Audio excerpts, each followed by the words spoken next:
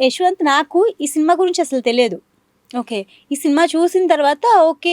మనకి ముంబైలో తాజ్ హోటల్‌లో జరిగింది గదా! అవును. ఇది. అంటే చాలా మందికి తెలీదు. సో, అవును. మన వాళ్ళు ఏం చేస్తున్నారంటే సేమ్ ఇట్లనే లైఫ్‌లో జరిగిన ఇన్సిడెంట్స్‌నే అవును. ఒక ఇన్‌స్పైరింగ్ స్టోరీ లాగా తీసుకొని దాన్ని మూవీస్‌లో అంటే కన్వర్ట్ చేసి మనకి ఇండియన్‌కి ఏంటిది అంటే ఇండియన్ ఆర్మీ అంటే ఏంటి?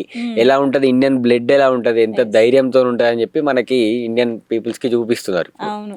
ఆ ఒక్కొక్క సీను, ఒక్కొక్క మాట, అవును. ఒక్కొక్క యాక్షన్, ఒక్కొక్క ఏసే ప్రతి అడుగులో గూస్ బంప్సే. అవును. అవును. ఎక్కడ కూడా ఆడియన్స్ బోరింగ్ ఫీల్ అవ్వడం గానీ, లేకపోతే చూసే నేనైనా గానీ క్యూరియాసిటీతోనే ఉంటది ఆ! కంప్లీట్‌గా. ఏం ఏం జరిగిద్ది? జరుగుతుంది? ఏం ఏం జరుగుతుంది? జరిగిద్ది? ఏం రైట్. జరిగిద్ది? అని అవును. జెప్పేసి ఇలా అవును. చూస్తూనే ఉన్నాను.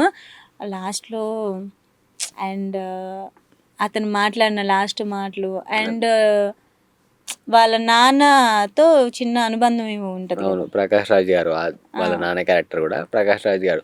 ఆయన గూడా ఎట్లా అంటే మాట్లాడుతుంటే ఆ లోపలున్న ఫీలింగ్ అంటే ఆ ఎమోషన్‌ని ఆయన మాటల ద్వారా చెప్తారాయన. అవును. అంటే టెర్రిఫిక్ పర్ఫార్మర్ అసలు యాక్చువల్‌గా ఆయన. అవును. మన 'ప్రకాష్ రాజ్' గారు గూడా. అండ్ ఇంకోటి ఒకవేళ మన 'ఉన్నికృష్ణన్' గారు చనిపోయినా గూడా నేనైతే అంత ఫీల్ అవ్వలేదు. ఫస్ట్ థింగ్ అంత బాధపడలేదు. అంటే బాధ ఉంటది. యాజ్ ఎన్ ఇండియన్ బాధ ఉంటది.